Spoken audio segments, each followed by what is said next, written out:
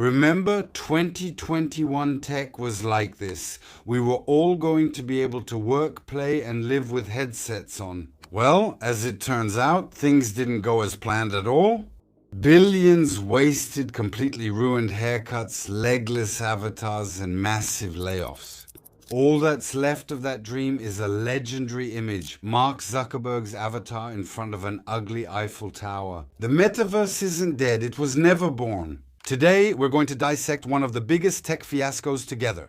How the king of social networks almost sank his company, and how now he's trying an extreme pivot, hoping we'll forget everything thanks to artificial intelligence. But before we start, a few words about our sponsor. And our sponsor today, which I'm holding in my hand, is the Red Magic 11R. As you can see right away, it's a smartphone for gamers. Of course, it comes with the Snapdragon 8 Elite. It can go up to 16 GB of RAM. Yes, of course, it has a vapor chamber. But in addition, it has a built-in fan that turns on.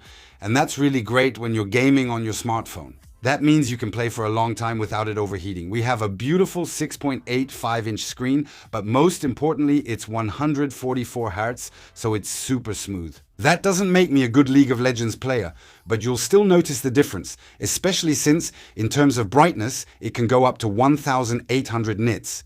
But where it's really a gamer's smartphone is the touch triggers. Of course, it's fully customizable. That doesn't make me a good Call of Duty mobile player, but for you, it'll probably work better. And on top of that, you'll get haptic feedback. You'll really feel the shots, for example, in PUBG. Another thing that's important when you're gaming is, of course, battery life. Here we have a huge 7000 mAh battery.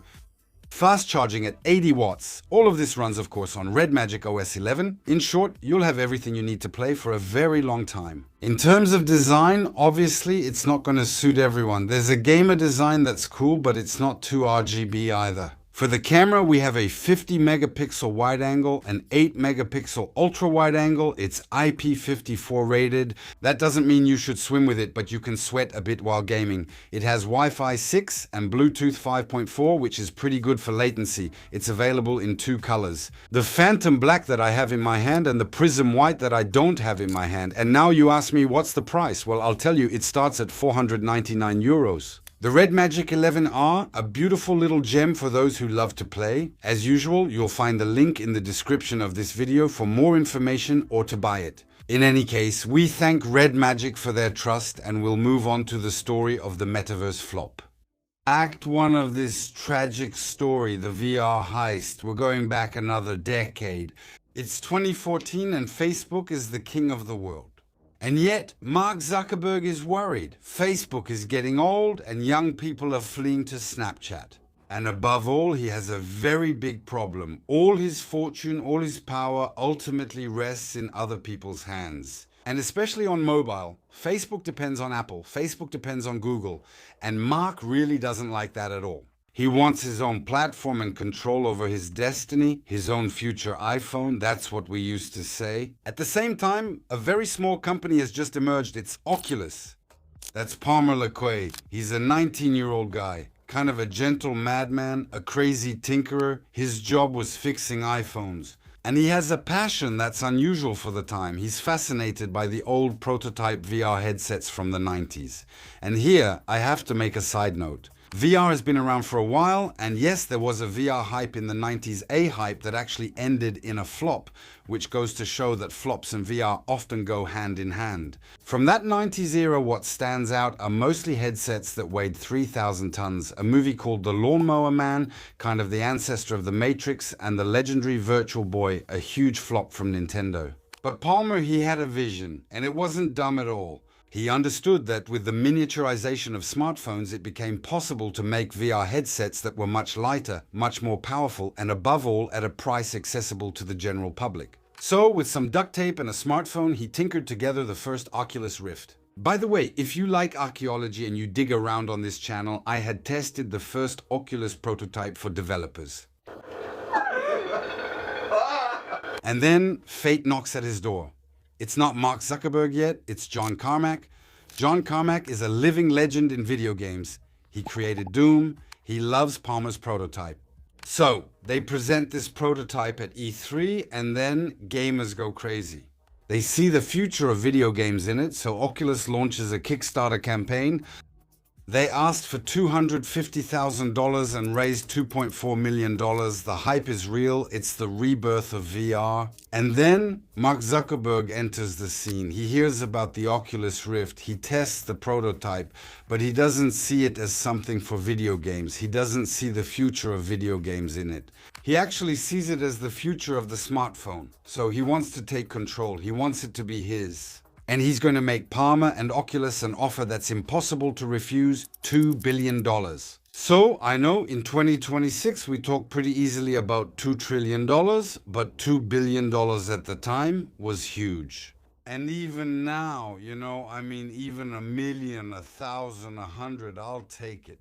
Everyone called Mark Zuckerberg crazy when he bought Instagram for $1 billion, and it turned out to be a very good purchase. So then a lot of people thought, if he's buying this for $2 billion, he must have spotted a good business opportunity. A quick note, by the way, the people who kickstarted the first Oculus didn't see a single dollar from that deal. Just goes to show enthusiasm isn't always rewarded. And it was Palmer Luckey who got the windfall. And at first Palmer, well, he was part of the package. So he moved to the Facebook campus. And he kind of comes across as the visionary scientist with his extravagant shirts. And Mark Zuckerberg, he kind of does what he did with Instagram at first. He leaves him alone, just like he did with the founders of Instagram. But then we get to early 2016, and that's when everything changes. 2016 is the year of Donald Trump's first election. And Silicon Valley at that time was fiercely anti-Trump, very democratic. And then we find out through a Reddit post that Palmer Luckey was allegedly funding a pro-Trump group, a group called Nimble America. And the Facebook employees, as a result, are furious. They refuse to continue working with Oculus, and even the game developers threatened to boycott the project. And at the time, Mark Zuckerberg was also a staunch Democrat. Now we know he's capable of changing sides so hard that the seams come apart. But in 2017, he's furious with Palmer, and as a result, the verdict comes down. He tells him to leave. Palmer is fired from his own company. A victim of cancel culture, as people said at the time, so Mark Zuckerberg takes full control of Oculus. Oculus loses a bit of its gamer hacker spirit. It becomes a bit of a corporate division at Facebook. There's a date that's really significant from that period. It's February 21, 2016. We're at the Mobile World Congress in Barcelona. It's a Samsung presentation, but Facebook is there as a partner. And for the demonstration, they ask 5,000 journalists to put on a VR headset. That resulted in this chilling dystopian photo. 5,000 blind moles with a triumphant Mark Zuckerberg walking among them. So, before we go any further, maybe some of you are wondering, what happened to poor little Palmer Luckey? Don't worry, he's fine. He founded Endural. Yes, it's like Palantir. It also comes from Tolkien's universe. And he's working on some light projects, virtual anti-migrant walls, AI programs for killer drones, and optimizing artificial intelligence for the US military. But hey, he kept his Hawaiian shirts and his style, so that's cool. Meanwhile, at Facebook, it's 2021. And then everything goes wrong. The word Facebook has simply become a synonym for boomer. There are only old people left on Facebook. But above all, the company is extremely weakened by the Cambridge Analytica scandal. Maybe we'll make a video about it one day because there's a lot to talk about. Mark Zuckerberg goes all in. He makes a bold move. He changes the name of his company. Facebook becomes Meta, and the big project is the Metaverse. Zuckerberg is betting everything on the VR headset. He launches a big keynote called Connect, and right away you can already tell things aren't off to a good start. 2021, we're in the middle of COVID, so the presentation is a pre-recorded video that's an hour and 20 minutes long. We see Mark Zuckerberg walking around in a Metaverse house, and honestly, it feels fake. Everything is fake. He meets his colleagues or actors in the form of avatars. It's really badly done. There are dialogues like, Mark, this world without gravity is amazing, with Mark replying, yes, it's totally immersive and social. It's flat, it's cold, it's corporate, there's no life, and that reptilian coldness of Mark Zuckerberg at the time doesn't help at all. It looked like a Zoom meeting with me characters who didn't have legs. And let me remind you, we were in the middle of COVID. We were just going around in circles in our 20 square meter apartments, at least I was. All of that already smelled like a flop from a mile away, and we weren't wrong, VR didn't take off, so we need to do a bit of analysis. Why didn't VR take off? And why, even today, aren't VR worlds taking off? There's already a problem, and we're not just talking about Meta, there's a hardware problem. Even though, and Palmer Luckey really saw this coming, there was real miniaturization that allowed for much lighter headsets than those from the 90s. They're still bulky devices, they're heavy, they pull on your neck, they're hot. I don't know if you've ever tried a Quest in the middle of summer, but it's hell. And with all those straps, all those systems, well, it messes up your hair. It might seem like a trivial problem, but it's a real issue. People tolerate helmet hair from scooters or motorcycles because helmets are useful, but no one wants to show up at work with a cowlick. And it doesn't stop there. When you have that on your head, from the outside, you look like a blind mole. So since the first Oculus Rift, these headsets have evolved. They put cameras all around them. We have modes called pass-through so you can actually see through them, but even with that, there's still objects that cut us off from the world. Actually, VR is a solitary activity, and even Apple is struggling with that. VR isn't really compatible with a social life, family life, or even a couple's life. So, that really limits the target audience for the product. It's kind of a niche product for single gamers. And we come back to that image that made everyone a bit uneasy, those 5,000 journalists wearing VR headsets back then. Here we're really getting into a very Black Mirror, very dystopian image. A world that's closed in on itself, where people hooked on virtual reality live side by side. And this dystopia is depicted not just in Black Mirror, we see it in Ready Player One, we see it in the works of Simon Stalenhag, The Electric State. In short, all of this is a future we don't really want, and it really shows how hard it's going to be to sell VR. And we can see it, like I said earlier, even Apple, with a headset that's the very best in VR, still struggles with this image of a dystopian future. Actually, quite simply, even from an ergonomic standpoint, VR represents too many compromises for the user. There's a lot of friction. These headsets aren't comfortable in the long run, and for now, there's no strong enough use case for people to accept these inconveniences. So to put it simply, for VR to be successful one day, either we need to find a must-have use for VR, or we need to come up with hardware that's much lighter, much less dystopian, and much less visually obstructive. For example, a regular pair of glasses, and we'll come back to that a little later. But the problem and the failure of the metaverse isn't just a hardware issue.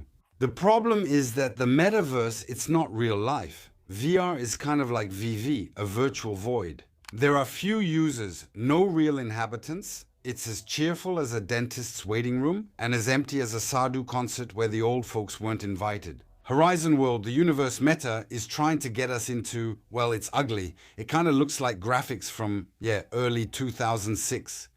But above all, and this is probably the worst part, there's nothing to do. I don't know if you've ever tried the metaverse, but honestly, you're bored after 2 minutes. So outside of the metaverse, there are a few VR experiences starting to come out that are cool. A few games managed to stand out, but none have really succeeded in changing how people use it. Something that would make everyone want to buy it thinking, wow, it's really amazing to have this, and it's the same when it comes to work. No one was convinced, especially as we're just emerging from COVID, by virtual meetings with headsets. Ultimately, nothing draws the general public to the Quest.